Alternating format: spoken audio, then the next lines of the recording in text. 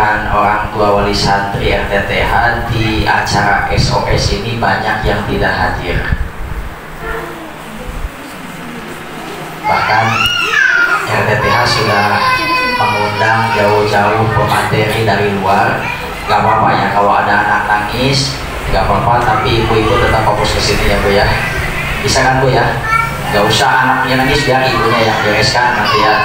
Nanti dibawa dulu keluar, tapi ibu-ibu fokus ke sini. Jadi acara ini sebenarnya dikumpulkan karena sudah beberapa kali SOS, tapi banyak orang tua wali santri alasannya acara keluarga. Ya kalau menurut saya acara keluarga ngaliwat bersama juga acara keluarga Bu. Iya nggak Bu? Ada acara bakar ikan bersama di rumah, acara keluarga bukan? Acara keluarga. Dan ini bagi pihak guru, pihak sekolah manapun atau siapapun ini menjadi jurus terakhir. Termasuk saya juga bisa menggunakan jurus ada acara keluarga. Tapi sebenarnya bukan karena saya tidak fokus kepada benar atau tidaknya ya Bu ya. Ada satu sudut pandang yang harus menjadi renungan ibu-ibu. Karena ini yang hadirnya ibu-ibu, yang mak-mak jadi ibu-ibu karena nggak ada bapak-bapaknya. Bu, saya juga sama punya anak ya Bu ya. Saya punya anak dan anak saya sekolah di RTTH juga. Yang satu Hudaib sudah selesai tahun kemarin, sekarang ada di KTI di Boyolali. Sekarang yang kedua Muhammad di sini.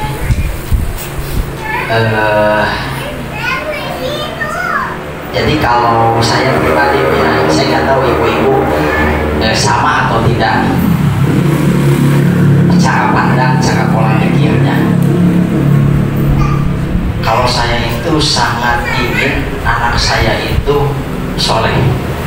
Ya, saya itu saya bukan hanya ngucap di lisan, perasaan saya itu sampai menghujam kepada hati saya. Kemudian saya akan memprogram anak saya bagaimana anak saya bisa menjadi anak yang soleh. Tapi hasilnya nggak tahu ya, karena sebenarnya Nabi Ibrahim juga Nabi Nuh juga memprogram anaknya supaya menjadi soleh dengan sungguh-sungguh memprogramnya, tapi hasilnya Allah yang tentukan. Tapi yang dituntut sama saya itu bagaimana anak saya bisa menjadi soleh. Karena laki-laki kan soleh, kalau perempuan soleh. Bisa kerap nyebutnya gitu sakit di sini sih lama. Jadi gampil haus. Misalnya Rios tadi dari jam habis subuh sampai jam 6 kami rapat. Itu habis itu langsung sakit di sini. Jadi dengan bibita kayak ibunya, alhamdulillah.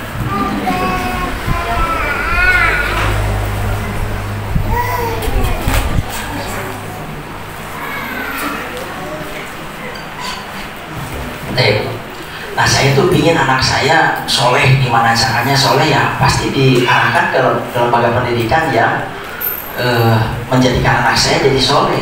Saya pikir ini juga ada mungkin di sebagian ibu-ibu ya. Saya nggak mikirin anak saya ijazahnya nanti harus S2, saya nggak mikirin itu Bu. Ibu-ibu boleh mencontoh saya, boleh tidak terserah, tapi saya cerita saya bisa diambil contoh kalau ada yang sekiranya bagus, kalau enggak ya jangan. Saya nyekolahkan anak ke Kutab Nursalam. Alhamdulillah saya sangat gembira karena melihat perubahan anak yang menurut saya di usianya, sesuai usianya melebihi target-target orang pada umumnya. Kalau versi saya, sekali lagi bisa beda versi dengan ibu-ibu. Kalau kami lagi ngobrol di rumah itu dia sering ngobrol celetukan-celetukan yang sebenarnya dia bukan omongan usia anak segitu, tapi usia orang dewasa. Ya. Saya jadi teringat dulu gini ya, kenapa di zaman Nabi SAW itu ada anak usianya Usamah bin Zaid 17 tahun, dia bisa memimpin perang yang dipimpinnya itu adalah komandan-komandan senior. Itu bukan karena ujung-ujung ada karoma, enggak, tapi memang kematangan cara berpikirnya, kematangan feelingnya, emosionalnya betul-betul sudah layak untuk diangkat menjadi panglima perang, bukan karena KKN keluarga dan sebagainya. Nah, bagaimana kita menciptakan anak-anak seperti itu? Itu satu Bu, pengusaha itu dia pahamkan agama, ya. Gak mungkin orang bisa soleh gak ngerti agama. Sedangkan di RTTH itu hanya dasar saja ya Bu ya, supaya idealisme ibu-ibu nanti anak saya kok keluaran RTTH sholatnya masih talangke. Ibu cek nggak anaknya usia berapa? Cek nggak di rumahnya diajarin didisiplinkan sholat nggak selain di RTTH? Jangan-jangan dari sini nggak connect gitu loh. Paham ya Bu ya? Jadi ini baru dasar saja. Alhamdulillah sekarang masuk ke KTI. Di Kutab itu anak saya itu nggak dapat ijazah Bu. Halo Bu, ibu-ibu masukin anak ke sekolah yang nggak dapat ijazah mau nggak? Karena bagi saya hidup saya nggak pakai ijazah, ya. Ijazah itu hanya sebatas formalitas saja bahwa dia sudah belajar, tidak menunjukkan dia pintar, gitu loh.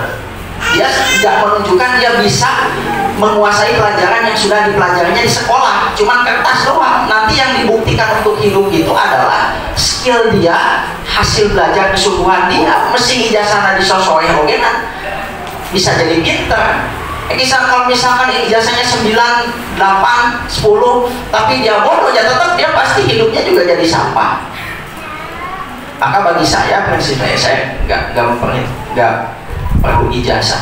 Ya ada ijazah paket C ya, paket A ya, MI Cisarai ya, disamakan dengan MI bukan SD negeri, nggak apa-apa mau SD negeri mau MI nggak masalah. Paling ijazah itu nanti kalau di benak saya suatu saat dia nanti harus kuliah itu harus ada ijazah bagi dia. Nanti ijazah kalau dia sudah S1, S2 dan seterusnya itu pun nggak dipakai, tetap yang dipakai itu ilmu yang dia pelajari gitu. Kalau dia mau jadi PNS ya harus jadi ijazah, kalau enggak ya seperti dia bisa hidup dari jalan-jalan hidup rezeki Allah yang diberikan begitu banyak. Nah kembali kepada tadi Bu, anak saya disimpan di sini. Kalau ada undangan Bu, saya juga dapat undangan dari Ustadz Panji. Ini kemarin saya dapat undangan sebagai orang tua wali santri. Saya posisinya harus taat kepada RTTH. Tapi sebagai yayasan juga bisa bekerja sama dengan RTTH. Tapi dalam hal saya diundang, itu kapasitasnya saya sebagai orang tua wali santri. Maka kalau nggak saya yang hadir, itu Umi Mulia juga hadir. Padahal lamun cek bahasa kasarna mereka dah orang-orang kene nguruskeun, apal babudak oge nguruskeun lah teu hadir sakali mah meureunan teu naon. Boleh nggak Bu beranggapan seperti itu Bu? Halo Bu? Nggak boleh nyepelekan nggak seperti itu? Nyepelekan Bu. Kenapa saya selalu berupaya hadir ya dari pihak orang tua misalkan Umi hidup sampai saya misalkan ini Bu cerita bulan kemarin itu kan kami setiap bulan juga suka ada kumpulan di orang tua wali santri Kutab Darussalam Muhammad di sana. Lamun cek nafsu maki, lamun cek nafsu dari hari Senin full, kadang sampai Minggu lagi, sampai Sabtu itu Senin sampai Sabtu tuh full keluar acara keluar apalah gitu. Tahu-tahu dapat undangan dari Ciamis harus hadir ke sana. Dan di Sekabayang lamun di ditu teh pertama lamun di jam 8 pas begitu datang teh Bu diajar tajwid tahsin kolotna. Halo Bu, ini kalau saya belajar tajwid tahsin buang waktu nggak Bu? Padahal masih banyak padat acara. Geuslah ka ditu teh kaberangan we pas acara terakhir ngumpul bisa deh. Terus siapa pematerinya yang ngisi temanya ini? Saya juga tahu ini Ustadz Sipulan materinya sudah saya terima. Kan bisa saja toh intinya sudah keterima kan. Tapi kalau saya berpikiran seperti itu, saya punya perasaan begini, berarti saya itu nggak amanah. alias sudah berbohong, alias sudah hianat tuh gitu. Maka mesin ke capek ogena berangkat kan itu, datang kan itu disambut sama ustadz-ustadz yang masih unyu-unyu bu. Kalau di sini kan ustadznya udah pada punya anak ya bu ya. Bisa palingnya masih gini ustadzah muda gitu ya. Mun urang mah aya datang urang teh diarahkeun urang teh lamun misalkan gitu nya. Mangapa di dieu nawis heula tah ieu kanggo snackna di sana kalebet langsung jalanan ka dieu. Kusabab ustad muda cari cing we si kehet teh. Namun teu boga kasabaran lah aing bisa kolahkeun budak kanu kieu patut guruna. Halo? Bisa aya ya di ibu-ibu. Padahal lamun ceuk si kuring anu melihat dari sudut pandang yang lain, da ayeuna ustad-ustadah anu ideal seperti tadi disebutkeun teh eta teh melalui proses waktu. Moal kabehanana jiga Ustad Panji, ujung-ujung jiga Ustad Panji ayeuna. Moal jiga apa di ibu-ibu juga sama kan, dulu kalau misalkan bekerja atau ngajar dimanapun pasti mengalami hal-hal seperti itu kan, tapi beda dengan sekarang kan kualitasnya kan. Itu butuh proses. Tapi saya ada satu yang menjadi pegangan saya, yang ini boleh diambil ibu-ibu, boleh tidak. Bu, anak saya sekarang belajar di RTTH dengan saya saminau atau saya dengar dan taat bagaimana keputusan dari RTTH. Contoh yang misalkan si Bu itu, saya merasakan keberkahan ilmunya bu, keberkahan ilmunya. Karena nanti kalau orang tua mulai tidak amanah, itu pasti dampak tidak amanahnya itu akan didapat oleh anaknya. Dampak tidak amanah orang tuanya, kewajiban dia kepada lembaga pendidikan itu pasti akan didapat oleh anaknya. Efek negatifnya itu kan didapat sama anaknya. Terus bu, kebayang nggak bu maksud saya nih alur dari awal bu? Misalkan anak-anak memang pintar, tapi tahu-tahu suka berbohong, berkah nggak? Nggak berkah. Oh iya Ustadz sekarang di wisuda hafidul Quran, tapi kok masuk jenjang berikutnya budak teh kok ngadadak bodoh. Ada budak teh mau ngapalkan sekali dua kali tiga kali maca langsung bisa. Oh di lembaga yang ini susah. Ini jangan-jangan dulu di sini yang menyepelekannya di sini, gitu loh. Dipanennya di jenjang ini. Maka saya khawatir ibu-ibu yang tidak hadir di acara RTTH, yang sebenarnya ibu-ibu tidak ada halangan karena malas, kemudian tidak hadir ke sini dengan cari alasan acara keluarga. Iya, di sininya dituliskan izin acara keluarga, tapi yang tahu perhatian atau tidak adalah ibu-ibu. Saya itu sama, saya bisa cari alasan, apalagi Ustaz ya tahu saya sendiri ya, anak saya di Nurul Ustaz, mohon maaf Ustaz, ini saya mendesak, misalkan ada yang meninggal, padahal mau maut nama jam 7 ge mesti kurang beken. Halo? Ya nu maut teh orang sangkali. Jam 7 mesti kurang beken. Poe Minggu bisa enggak abdi nelpon? Assalamualaikum Pak Ustaz, izin ya, saya ini ada yang meninggal di sini, harus ngurus dulu mayit. Ngabohong teu? Ai kan itu dong kan mau ditanyakan kan dia ke Ustaz Panji Haji, sana mau umum itu di itu jamaah. Percaya we, tangga bohong eta teh bisa jadi musibah yang budak kurang, musibah lain katabrak motor mobil, musibah dina agama na kusabab kolonna teu amanah. Halo bu, atas ya. Nah ini bu, saya cerita ini lah karena nanti bahas dalil kebanyakan. Kalau mau dalilnya bisalah dibaca di surat Al-Anfal ayat 27 bu. Nanti buka ya di rumah ya bu ya. Surat Al-Anfal ayat 27.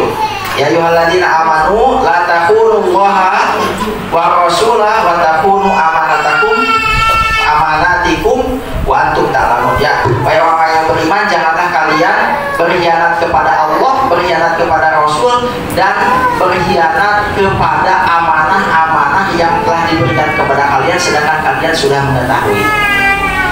Saya kasih penjelasan begini Bu. Ibu-ibu begitu masukin anaknya ke, jangan masukin anaknya ke teteh lah, jauh deh. Ibu-ibu nikah jeung caroge amanah sanes, gaduh amanah caroge Bu. Kemudian selang beberapa bulan mual-mual, muntah-muntah, kemudian hamil ngalahirkeun amanah sanes. Mata budak teh disebut naon? Amanah. Sanes bis amanah katanya. Tahu lu batur. Itu amanah Bu. Amanah teh naon? Amanah teh sesuatu beban yang harus dijaga, ditunaikan secara haknya. Mun mimpin kurusi bener, ulah jadi pemimpin nu hianat seperti loba ayeuna nya. Pemimpin teh mah eujieun RAB kahanapna 100 juta, kahanapna 10 juta loba di jalan. Kadepun eta haram Bu, kalau kerja sama seperti itu haram. Mau di sekolah, mau di perusahaan, mau di swasta, mau di negeri sama itu haram, gak boleh. Nanti hasilnya dikasihkan ke anak, nih nak suap nih makan nih, makan. Oh enaknya tambahan deh sakunanya, aduh alhamdulillah teh budak gembul, tapi gembulna tina ladang kitu haram eta moal barokah ka budak. Itu juga menjadi faktor banyak keberhasilan anak, gagal anak itu dari itu, ya. Ya kalau punya iman, kalau nggak punya iman, yang adanya akal, yang penting anak itu bergizi, nanti memenuhi 4 sehat 5 sempurna, dia pasti pintar. Kalau pakai akal, kalau nggak pakai iman, kalau pakai iman beda lagi. Sampai mana urusan? Lagi saya. Amanah. Oh iya amanah. Anak itu adalah amanah. Nah, bagus nih ini berarti amanah itu mah perlu dididik secara benar. Tidak Islamin ada sebenarnya amanah itu yang orang tua. Ayana pesantren, ayana madrasah ibtidaiyah dan sebagainya, itu sebatas kita menunaikan amanah kita kepada Allah dengan karena kita terbatas menyerahkan. Tapi ada di sana itu apa ya namanya itu kesepakatan mungkin ya, komitmen yang harus sama-sama dijaga. Gurunya juga harus amanah dalam mengajar, orang tuanya juga harus amanah sebagai pemilik anak. Kalau semuanya pada amanah, itu semuanya insya Allah keberkahan yang didapat. Ya Ustaz, tuh anak saya hari ini, tapi kok ini sudah pada amanah guru dan orang tuanya, tapi hafalan anak saya kok 1 juz, yang lain udah 15 juz. Gimana tuh?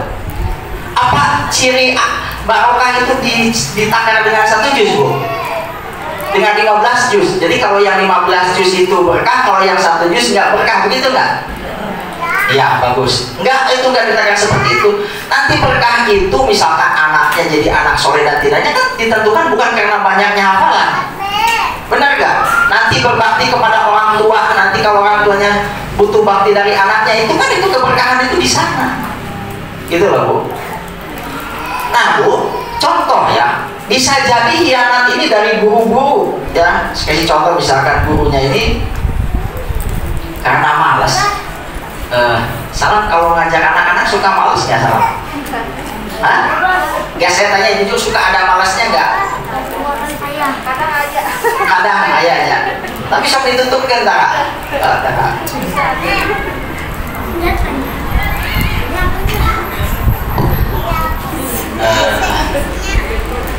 Sedaginan besok malas nggak? Kadang-kadang ya. Udah anak rewel di rumah hari mangga mana di proyek-proyek. Ibarat bagian jadwal ngajar tas maghrib baru hujan hari incing gitu deh. Dan ayam murid 2 tantangan berat dan gitu deh. Berat. Nanti kalau Ustadzah Ginan mau hianat, nanti bilang sama bagian kesatria, Ustadzah, mohon maaf ya, anak saya ini hari ini. Padahal ayat ini nanti anteng di berarti ini nak kasih nama tuh.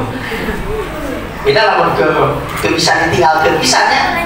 Sebenarnya mah Ustadzah Ginan itu bisa menakar bahwa dirinya kalau ngajar datang ke madrasah anaknya nggak madorot karena sadar itu amanah. Anak lagi demam, yang penting anteng bisa ditinggalkan.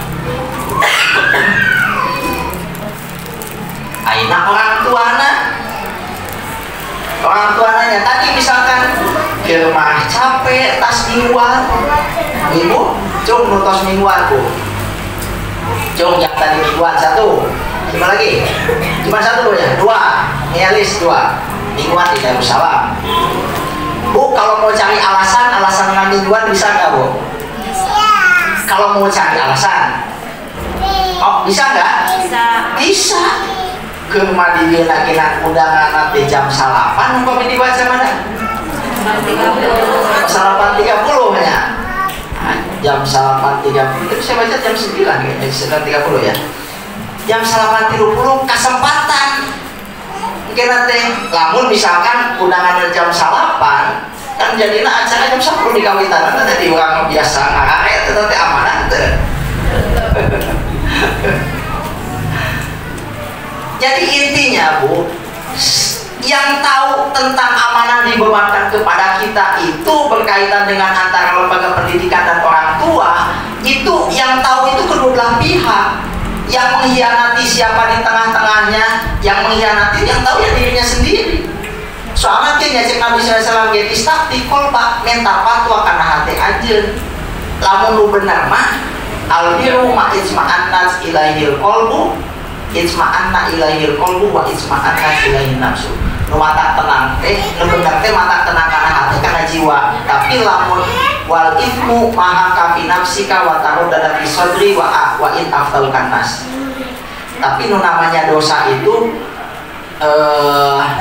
rumah tenang karena hati, kemudian kalau orang tahu kita itu jadi gak senang, itu namanya dosa seperti itu. Nah, kembali kepada tadi ya bu ya. Jadi banyak orang tua yang tidak hadir. Saya baru sudut saja, cuman saya perlu ingatkan, khawatir nanti gak berkah sama anaknya. Gitu ya bu ya.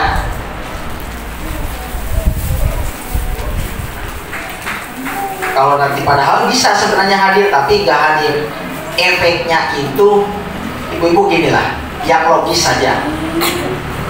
Ibu-ibu kalau jadi guru, ini pasti di sini juga kan ada guru kan, tapi ada yang tidak guru.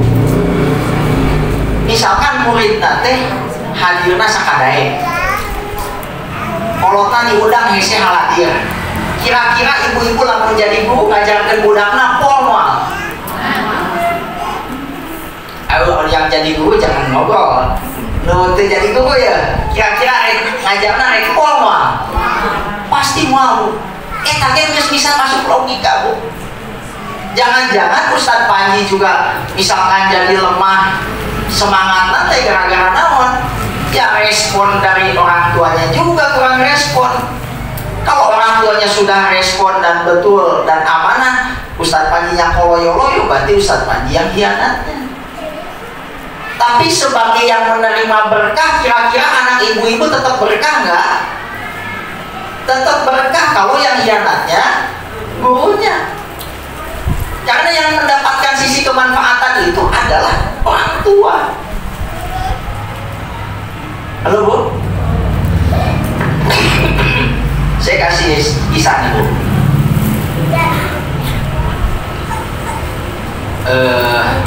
Ini berkaitan dengan menghargai guru. Contohnya bu, sebagai bentuk amanah itu kan amanah contoh-contoh amanah orang tua ya terhadap lembaga pendidikan itu banyak. Contohnya satu, misalkan ada komitmen kerjasama aktif.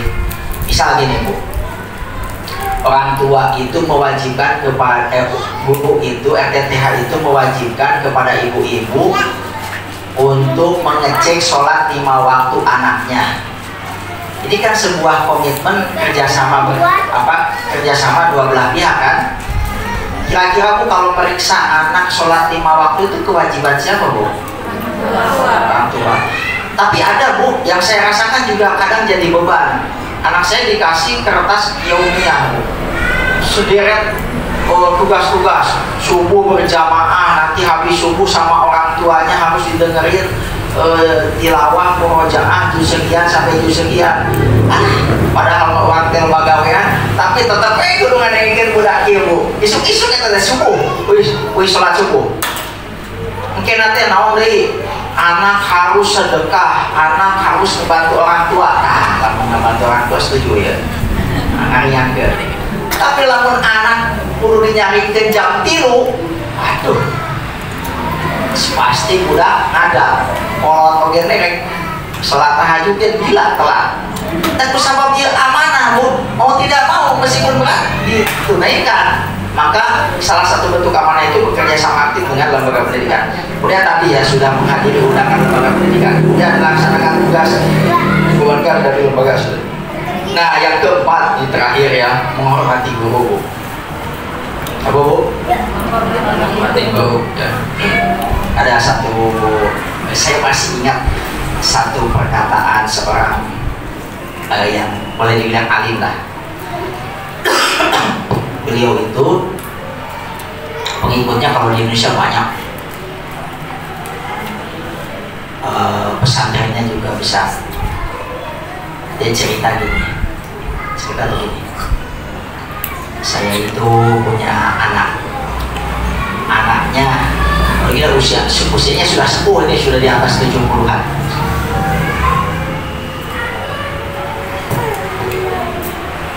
Usianya sudah sepuh di atas 70-an. Dia bilang begini, anak saya ini diajari ngaji sama guru muda. Beliau seorang alim gitu ya, diajari oleh guru muda. Saya itu kalau panggil gurunya, panggil guru ini, kalau saya sebut nama bisa nggak?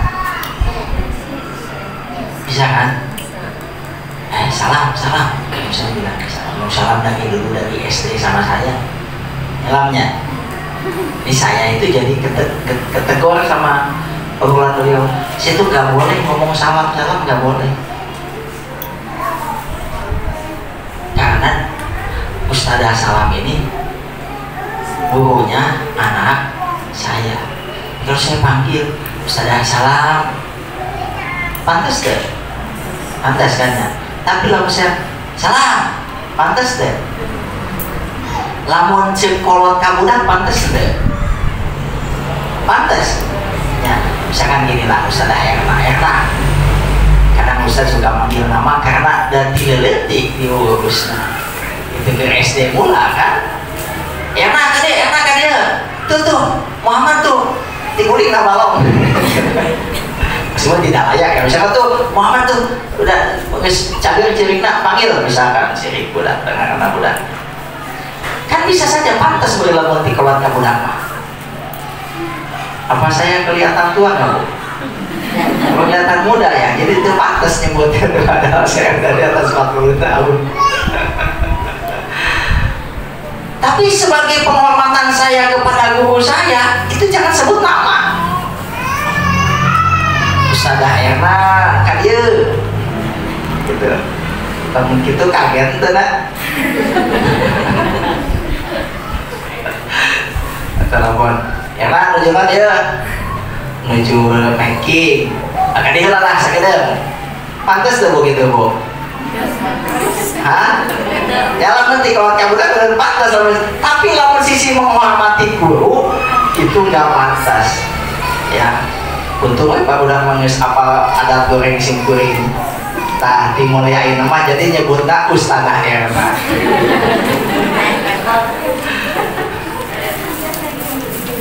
Padahal cuma ngajari anak itu alhamdulillahi rabbil alamin, simpulnya bisa ngajarin gitu.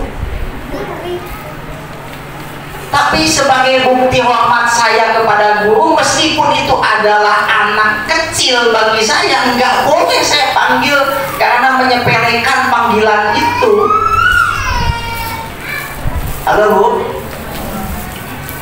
Namanya anak kecil tidak sedewasa yang tua-tua, meskipun yang tua juga kadang ada yang tidak dewasa. Ya. Tapi sebagai bentuk penghormatan kepada guru itu penting. Karena apa? Karena ini akan membawa berkah kepada pendidikan anaknya. Saya tidak harus mencontohkan ibu-ibu nanti jadi hitungannya materialistis ya, Bu ya. Ada satu kisah begini, Bu. Nanti kesimpulannya seperti ini. Abu Hanifah itu memberikan 1000 dirham kepada guru yang telah mengajari anaknya Al-Fatihah. Seberapa Bu? 1 dirham seberapa ayeuna? Kalau dinar itu sekitar 2.500.000-an. Kalau dirham itu perak hitungannya sekitar 40.000. Berarti ada berapa Bu? Kali 40.000 Bu. Berapa Bu? Ini kalkulator gampang ya. 1.000 dikali 40.000 seberapa? Seberapa? 40 juta. Imam Abu Hanifah itu ngasih uang ke guru anaknya gara-gara anaknya bisa baca Fatihah sebesar 40 juta. Halo Bu? Sebenarnya bukan mengajarkan apa ya, oh kalau gitu Ustaz materialistis, enggak. Karena dulu itu ibu-ibu harus tahu, guru ngajar di zamannya itu digaji sekitar berapa dinar, ada yang masih ingat? Tapi kalau dinominalkan hari ini itu sekitar 40 jutaan sampai 48 juta. Guru di zaman itu ya. Jadi lamun kayak guru agama yang ngajar itu didanai oleh negara yang pakai aturan Islam, dari dana infak, zakat, sedekah, pengembangan wakaf dan lain-lain. Guru ngaji itu dibiayainya sekitar segitu, karena duit dulu dengan sekarang cuma beda konverter aja. Tapi kalau dinominalkan sekarang seperti itu. Itu saking atohna jadi kolot ngarti yang ngajarkeun Fatihah THC jeung lamun budak bisa baca Fatihah bener, berarti saumur hirup manehanana sholatna sah. Berarti sholatna bakal diterima ku Allah. Sholatna bakal ngalirkeun oge pahala ka kolotna, gitu loh. Apalah artinya uang 40 juta bagi Abu Hanifah? Karena Abu Hanifah ini ulama yang kaya raya waktu itu, ngasihkan 40 juta sama gurunya yang sudah ngajari anaknya belajar Fatihah. Saya jadi mikir, saya udah berapa ngasih kepada guru yang ngajarin anak saya Fatihah ya? Maksudnya bukan karena saya ngitung-ngitung uang itu, kebahagiaan yang mestinya kita bahagia besar karena itu menentukan rukun sholat. Saya kalau cek ibu-ibu hari ini bacaan Fatihah bisa jadi ada yang sudah benar, bisa jadi ini kita tarik toke nih. Lamun kita tarik toke ada yang diangkat putusan sholat eta. Alhamdulillahi Rabbil Alamin. Benar tuh. Ustaz, kan mas tato tapi tidak belajar ya sama tetap. Dah kuduna maki atau Bu, mun hayang benar-benar mah ibu-ibu geus disimakeun can baca Al-Qur'an ka seorang guru. Ibu-ibu bacaan Fatihah terus disimakeun ka seorang guru benar benar. Usaha ngajamin eta bacaan Fatihah benar. Terus lamun salah, ibu-ibu salah teh. Jadi kalau menurut saya makanya baca Quran itu bukan jumlahnya tapi kualitasnya. Ya bukan berarti salah baca Quran ya, kualitasnya. Jangan malu ibu-ibu belajar Fatihah lagi kita sama TR. Ini Ustaz Erna ini biarpun cilik-cilik begini ke rumah perawakan anak kecil masih muda deh. Tapi kalau bacaan Fatihahnya ibu-ibu itu tidak mendapat lisensi. Tapi kalau dia bacaan Fatihahnya sudah bersama, meskipun bacaan Fatihah loh. Jadi Bu tadi hormati gurunya Bu. Ya, kembali pada tadi. Saya khawatir nanti kalau saya misal datang, lihat sini. Bisa punya nggak Bapak? Nama 5 menit lagi? Ini nama 10 menit tetap. Karena tadi terlambat 10 menit. Kalau saya Bu, misal ini. Ini realita ya. Muhammad tuh datang ke uminya ngadu, gak mau nih belajar sama Teh Rida mah. Gunawan galak. Mana Ustaz Rida mana? Ada di luar. Galak. Galak kenapa? Ya pokoknya galak lah. Gitu. Dia cerita gini. Oh ya. Itu versi anak ya. Kalau mungkin saya terima, Umi udah terima, itu bisa jadi si Rida teh laki itu ngajar salah itu lain gitu. Bisa gitu tuh. Ya maksudnya Rida kan budak sipuri gitu ya. Si Rida tetap benar ngajar Mayu Mami. Cik, bejaan saya ngajar, tapi begitu. Karena dia itu bagaimanapun kalaupun keliru itu guru anak saya. Gak bisa saya mentang-mentang ketua yayasan, pembina yayasan langsung panggil cek-cek, nggak bisa. Oh itu juga belum tentu salah kalau dinasalananya, nggak bisa begitu, nggak bisa nyalahkan. Mungkin kondisinya dan sebagainya. Akhirnya anaknya dinasihatin, kamu yang salah loh. Ya bukan begitu mestinya. Itu Terida itu bagus, enggak galak Terida itu. Akhirnya kemudian kan anak tuh karakternya beda-beda ya kalau ibu-ibu belajar parenting. Saya punya anak 3 nih.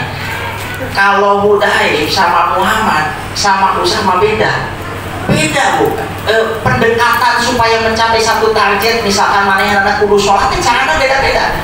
Kalau yang Muhammad itu harus dipuji-puji. Yang saya rasakan begitu. Ayo Muhammad bagi soleh. Nah kalau si Udah enggak. Kalau kamu ninggalin sholat ini dosa deh. Dosa nanti masuk neraka. Kamu sholat, kamu dapat pahala, kamu masuk surga. Mesin Muhammad kan bisa diajak ngomongin, tapi efek anak langsung datang berangkat ke masjid itu caranya beda-beda. Akhirnya kita kasih tahu, nih kalau Muhammad itu wataknya seperti ini. Jadi cara nanganinnya seperti ini. Sebenarnya tidak salah yang sebelumnya disikapi oleh ustadzanya ini nggak salah. Karena belum mengenal karakteristik anak. Akhirnya pulang ke rumah, wah pokoknya Terida mah ustadzana paling bager.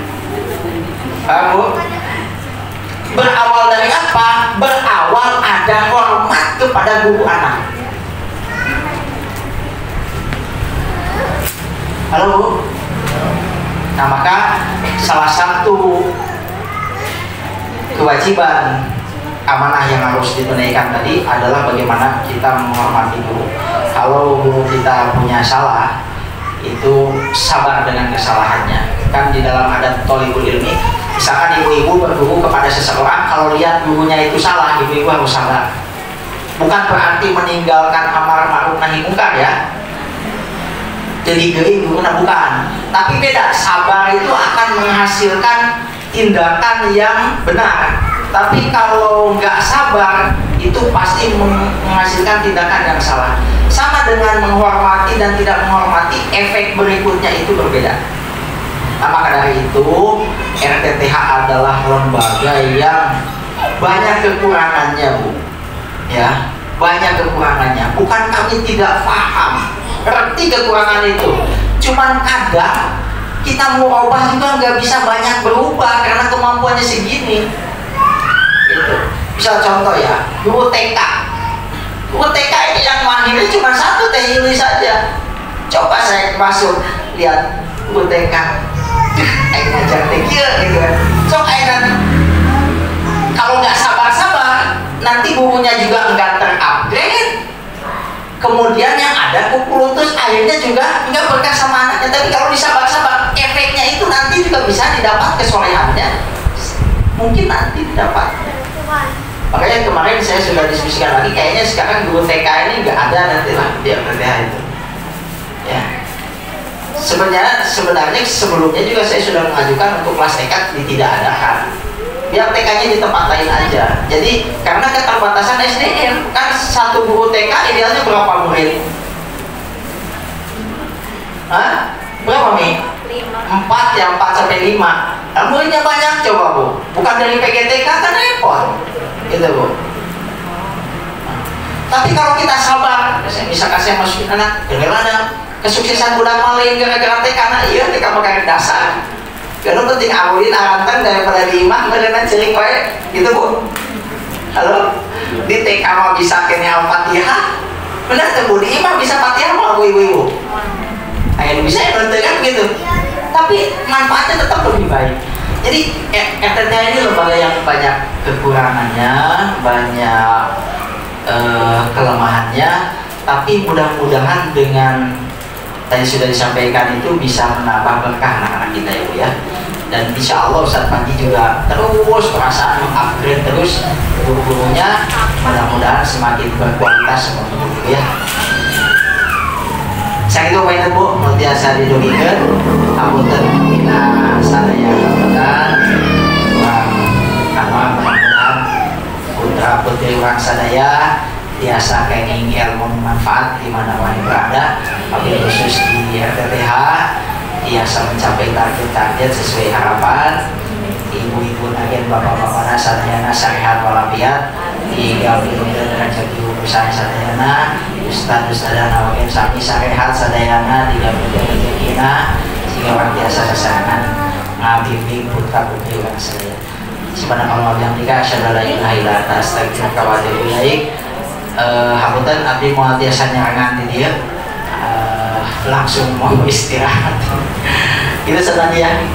Assalamualaikum warahmatullahi wabarakatuh.